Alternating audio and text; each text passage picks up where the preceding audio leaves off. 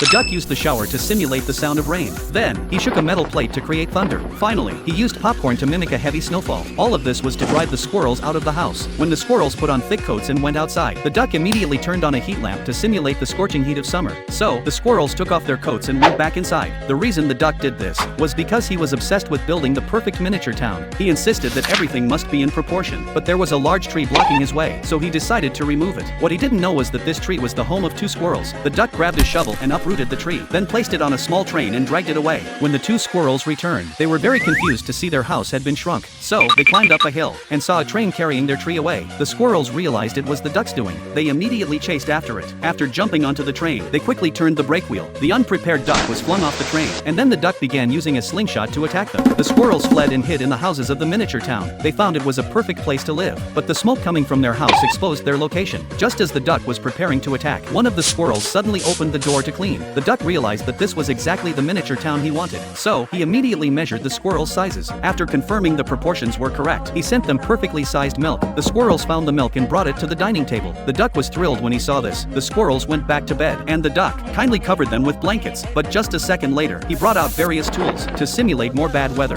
The older brother, who was woken up, noticed the yard gate was still open. So, he woke up his younger brother, telling him to put on his coat and close the gate. As soon as the younger brother went outside, the duck turned on the heat lamp. The younger brother sweated profusely from the heat, and angrily went back to question his older brother. But the older brother had clearly seen it was snowing outside, so he decided to go close the gate himself, even though he was also sweating from the heat. At that moment, the younger brother came out and realized it was the duck causing all this trouble. He immediately pulled out the plug and told his older brother. Then, they decided to take the train back and retrieve their treehouse, but this immediately caught the duck's attention. Just as the 2 brothers were about to celebrate, they crashed into a tunnel. Seeing the situation, the duck quickly went to stop the train. As the duck was about to move the tree, the brothers quickly pulled out a sign and turned the tree hole into a tunnel. Finally, the duck accepted everything as it was.